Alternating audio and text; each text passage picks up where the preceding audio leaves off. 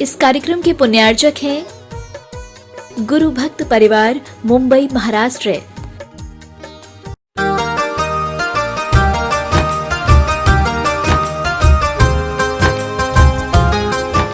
धर्म स्नेही सत श्रद्धालु भव्यवर पुंडरीक वाचना को प्रारंभ करें। उसके पहले एक बार और हाथ जोड़ लें। पहले हम बोलेंगे, बाद में आप। जैनम जयतु शासनम विश्व कल्याण कारकम। देव शास्त्र गुरु इनकी पावन सन्निधि को प्राप्त किया और बुद्धि का क्षोभम इतना है कि जिन शासन के मर्म को, जैन धर्म के मर्म को हम समझ पा रहे हैं, हमारी आत्मा में ये श्रद्धान है, ये विश्वास है कि जिन शासन की शरण में आकर एक दिन हम भी अपनी आत्मा को परमात्मा बना लेंगे। इस प्रकार का अंदर में आभास होता है। मेरी आत्मा परमात्मा का बीज है, आज नहीं तो कल वह मेरी आत्मा भी परमात्मा बन जाएगी।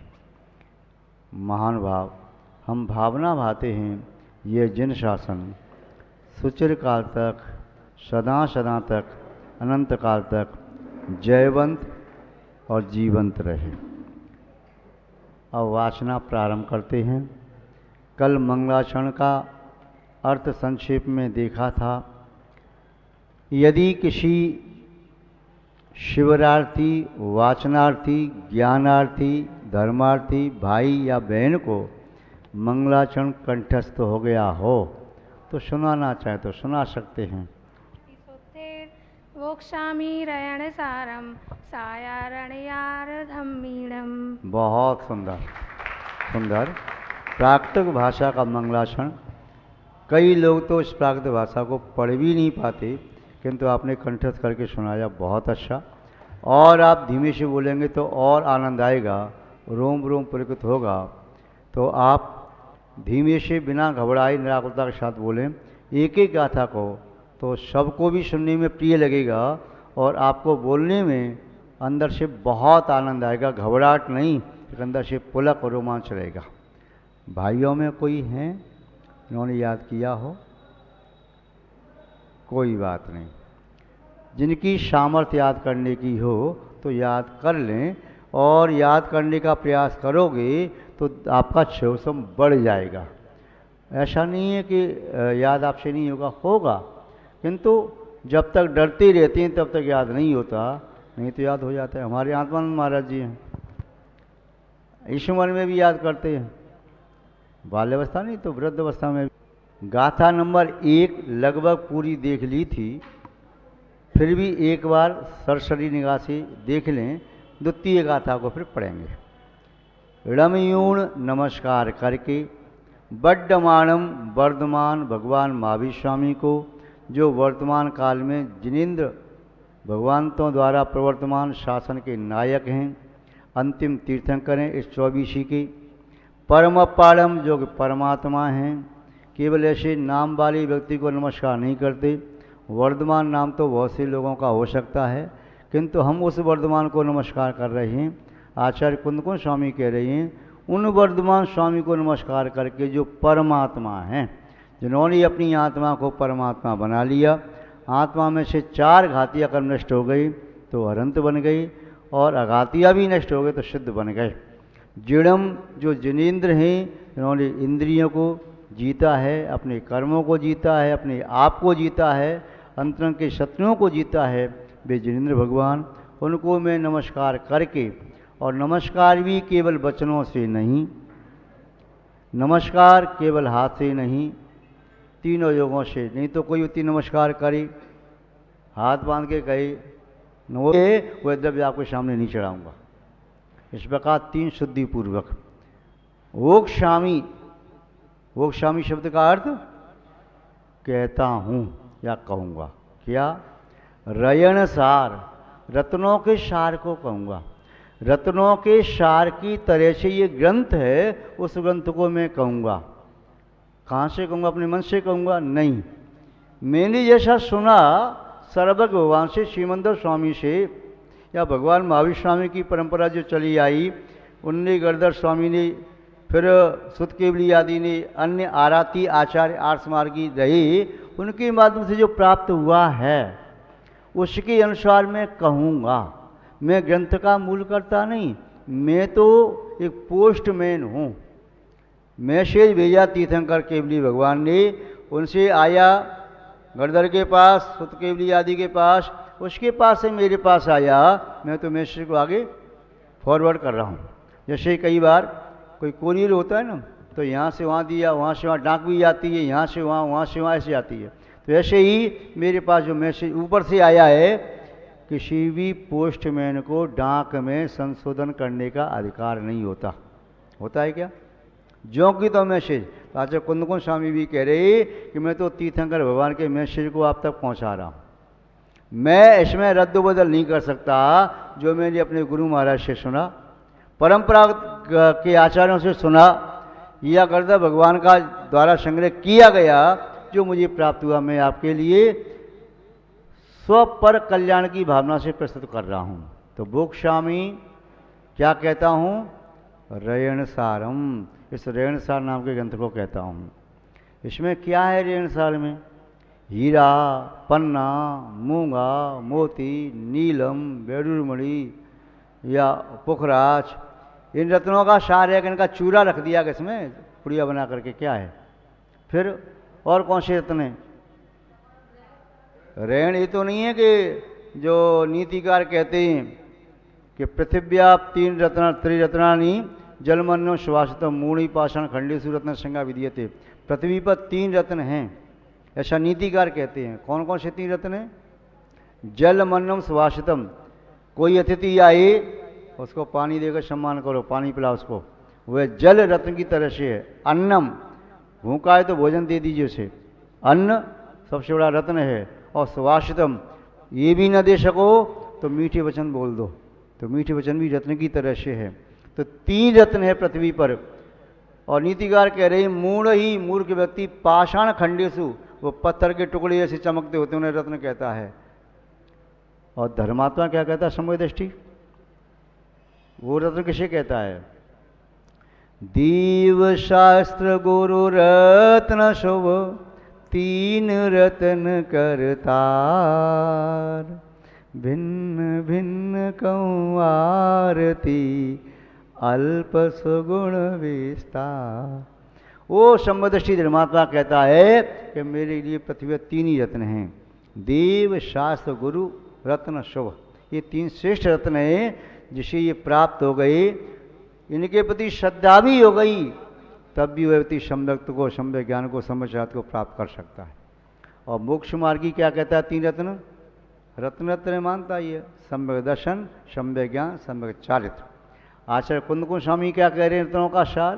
बोले रत्न तो सब हैं, देव, शास्त्र, गुरु हों या सम्यक दर्शन, ज्ञान, चारित्र हो या कुछ भी है, मैं तो रत्नों का सार कह रहा हूँ। रत्नों का सार क्या है? वह है धर्म। वह क्या है? धर्म। उस धर्म के दो भेद हैं, उस धर्म के दो भेद हैं पात्र की अपेक्षा से। एक पात्र वह है जो धर्म का पालन अपनी शक्ति के अनुसार घर में रह करके करता है। आगार कहिए तो घर, सामान्य सहित, जो घर से सहित है, परिग्रह आदि से सहित है, वस्त्र आदि परिग्रह रखता है, वह धर्म का पालन कर रहा जैन धर्म का, तो सागार कहलाता है, श्रावक कहलाता है, उपासक कहलाता है, जिन भक्त कहलाता है, मुनि का लघुनंदन कहलाता है। और उसे जिनानुयायी कहो, जैन कहो, ये सब सागार के पर्यायवाची नाम कहे जा सकते हैं। अनागार कहो तो अनआगार, आगार से रहित है, घर से त्यागी है, घर का त्याग कर दिया। और गृह त्यागी हो गया तो घर का त्याग करने के साथ साथ परिग्रह का भी त्याग कर दिया। तो वही कौन हो गए? श्रवण मुनि महाराज। तो दो प्रकार का धर्म है, श्रावक का धर्म, श्रवण का धर्म। भगवान महावीर स्वामी व सभी तीर्थंकरों द्वारा प्रणीत धर्म दो प्रकार का है, एक श्रावक धर्म, एक श्रवण धर्म। तो मैं यहाँ पर क्या करूँगा? श्रावक के धर्म को कहूँगा कि श्रवण धर्म को? श्रावक धर्म कहता हूँ तो मुश्किल ये है कि मैं अधूरी बात कह रहा हूँ, और उस व्यक्ति का मन था मुनि बनने का और मैंने श्रावक धर्म का उपदेश दे दिया तो आगे क्यों बढ़ेगा। जैसे दुकानदार के पास कोई ग्राहक पहुंचा, दुकानदार ने सस्ती वस्तु दिखा दी, वो महंगी वस्तु ले सकता था, महंगी वस्तु में दुकानदार को भी लाभ ज़्यादा होता परसेंटेज की अपेक्षा से, और सस्ती दिखाई तो सस्ती ले ली, लेके चलता बना। तो दुकानदार दूसरे का दूसरी को नहीं दिखाई, मुझे लगा कि शायद लेगा नहीं, अरे नहीं, वो तो मेरे पास से बहुत महंगी वस्तु लेके गया, तुम्हारे पास से और अच्छी मैं वस्तु लेके जाता। तो ऐसे यदि हम पहले श्रावक धर्म का उपदेश देते हैं तो भी प्रायश्चित के भागीदार, श्रावक को हम उपदेश दे रहे हैं फिर भी श्रावक धर्म का नहीं, मुनि धर्म का। और मुनि धर्म का उपदेश दिया अकेला, वो कहता महाराज जी बहुत बड़ी बात है, ये तो मेरे लायक बात कहो, ये तो पीएचडी के लिए या एमए का कोर्स है, मैं तो अभी एलकेजी यूकेजी वाला या अभी तो फर्स्ट में हूँ। तो इसलिए दोनों अलग अलग हैं। इसलिए आचार्य महोदय ने क्या कहा, उत्कृष्ट श्रमण धर्म है, उसका उपदेश देना भी जरूरी है। जो मुनि बन सके तो मुनि बन जाए, न बन सके तो फिर हताश उदास निराश न हो, मैं क्या करूं, मेरा कल्याण कैसे होगा, तो वह श्रावक के धर्म का पालन करे। तो इसलिए आचार्य भगवान कुंद स्वामी जी ने हमारे ऊपर बड़ी कृपा दृष्टि की। किसके ऊपर? आपके ऊपर क्या हमारे ऊपर? हमारे ऊपर भी और आपके ऊपर भी, कि हमारा उपदेश भी दिया कि आप ऐसा करना मुनि महाराज, अपना कल्याण चाहते हो तो ऐसा करना, इन बुराइयों से बचना। और श्रावक के लिए कहा आप कल्याण करना चाहते हो तो ऐसे ऐसे अपना कल्याण करना। तो शायार अणयार धम्मीड़म, उन धर्मात्माओं को जो साकार धर्म पालते हैं, अनुव्रतों का पालन करते हैं, ये श्रावक। श्रावक कहो, अनुव्रती कहो, देशवती कहो, देश संयमी कहो, देशार्थ वाले कहो, अनागार कहो, श्रवण कहो, महावर्ती कहो, सकल संयमी कहो, ये सब एक अर्थवाची। यति मुनि ऋषि अनगार सब उसी धर्म में आ गए। ठीक है, तो ये मंगलाचरण का अर्थ हमने संक्षेप में देखा। यदि किसी की कोई जिज्ञासा हो तो अभी पूछ लें, अन्यथा हम द्वितीय नंबर की गाथा को प्रारंभ करते हैं। समझ में आ रहा है कि नहीं आ रहा है? कल जो स्वाध्याय के 5 वेद बताए भूल गए कि याद है? अरे वाह क्या बात है, आप तो बहुत अच्छा। और मंगलाचरण के 4 कारण बताए थे, वो नास्तिक या परिहारस्थु तो 4 लिखाए थे, याद हैं। ग्रंथ प्रारंभ करने के पहले 6 बातें ध्यान रखते हैं आचार्य, वो याद है, भूल गए तो याद कर लेना, नोट करते जाना, बातें कब कौन सी काम आ जाएं। और वे 4 शब्द बताए थे कल कि जो धर्मात्मा के मुख से निकलते हैं 24 घंटे में कम से कम एक बार तो निकलते हैं, नहीं कई बार निकलते हैं। ओम नमः जय स्वाहा, क्या बात, ओम नमः जय स्वाहा, क्या बात। ओम नमः सिद्धेभ्या कहो, ओम नमः आ गया, नमो का मंत्र पढ़ो तो नमः तभी इसमें आ गया, भगवान की जय बोलो, या जय श्री ओम नमः सिद्धेभ्या, जय आ गया, श्री आ गया, ओम आ गया, नमः आ गया, जय श्री ओम सिद्धेभ्या, अर्घम प्रामति स्वाहा, चलो एक मंत्र सब आ गया। तो ये शब्द मुख से बार बार निकलना चाहिए। और देखो जब जबान पर अच्छे शब्द आते हैं ना तो मन में अच्छे भाव भी आते हैं। जितने अच्छे शब्दों का प्रयोग करोगे आप, आपका मन उतना अच्छा होगा, और जितने रफ और टफ शब्दों का प्रयोग करोगे आपका मन उतना ही रफ और टफ हो जाएगा। फिर शब्द अच्छे बोलोगे तो आपकी चर्या भी अच्छी हो जाएगी। चर्चा अच्छी तो चर्या अच्छी, चर्या और चर्चा दोनों अच्छे तो चिंतन अच्छा। अपना चिंतन अच्छा करना चाहते हो तो अपनी चर्चा और चर्या अच्छी बनाओ तो चिंतन अच्छा होगा, और चिंतन अच्छा तो चेतना की शुद्धि प्रारंभ, चेतना नवल होना से हो जाएगी। तो प्रारंभ कहाँ से करना है? चर्चा से। घर घर चर्चा, धर्म की कि पाप की? धर्म का प्रकाश ही हो बस, अधर्म का नाश हो, धर्म का प्रकाश हो। तो चर्चा किसकी करनी है? ऊंची आवाज में नहीं, नीची आवाज में, विनम्रता के साथ। तो आप बोल जानते हैं, ऐसी वाणी बोलिए मन का आपा खोए, औरन को शीतल करे आपो शीतल होए। तो नीची आवाज में बोलने से बड़ा आनंद आता है, ऊंची आवाज में कोई बोले तो लगता है झगड़ा तो नहीं हो गया कोई। तो आगे द्वितीय गाथा देखते हैं अब।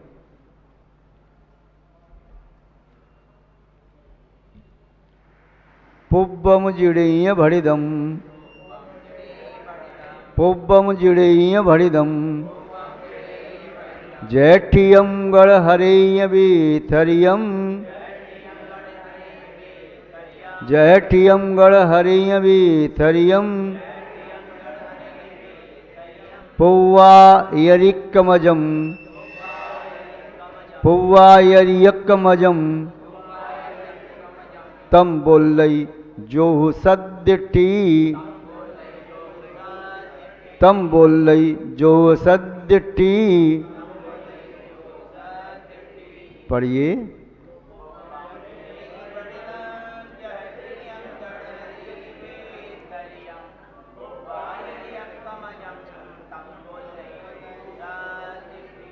एक बार और।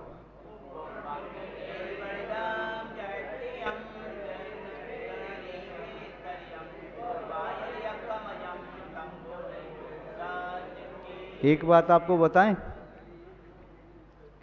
जितना हम उच्चारण जोर से करते हैं उतना जल्दी हमें याद होता है। और देखो, संसार की रीति तो ये उल्टी हो गई है। जब व्यक्ति क्रोध में होता है, अपशब्द कहेगा, गाली गलौज करेगा तो पूरी ताकत लगे करेगा, और भगवान की होती करेगा क्या पढ़ रहे वाले, तो इससे क्या है, 100 बार भी पाठ कर लेना याद नहीं हो पाएगा।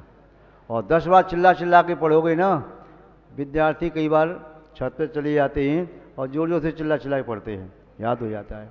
तो जो कुछ भी आप जोर से पढ़ोगे तो उपयोग केंद्रित होता है, शब्दों के संस्कार अंदर जाते हैं, कान के द्वारा भी जाते हैं, फिर अंदर तो पहुँचते हैं, तो जल्दी याद होता है।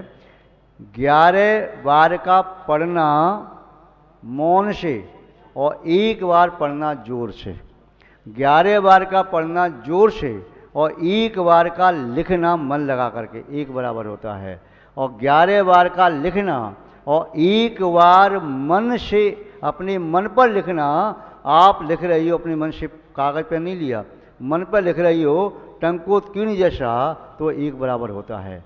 तो पहले आप न सही 11 बार, 1 बार जोर से उच्चारण करें सब मिल करके, तो हो सकता है आपको भी आनंद आए और सुनने वालों को भी।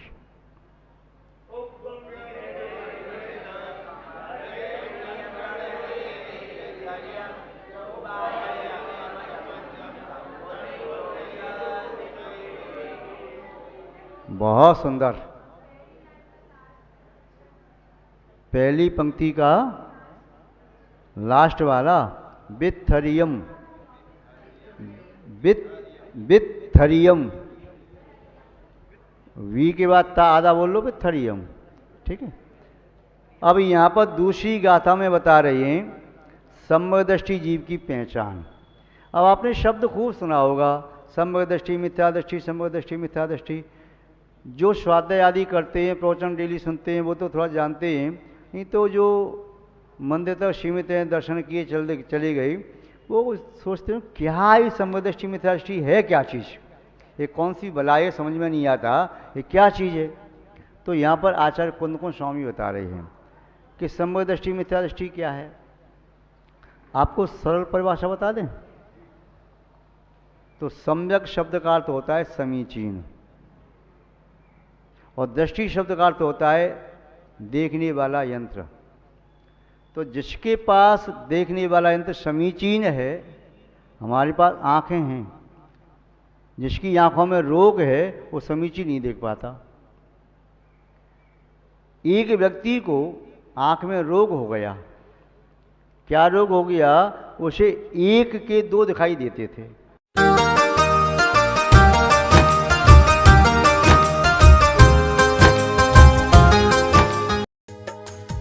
इस कार्यक्रम के पुण्यार्जक थे गुरु भक्त परिवार, मुंबई।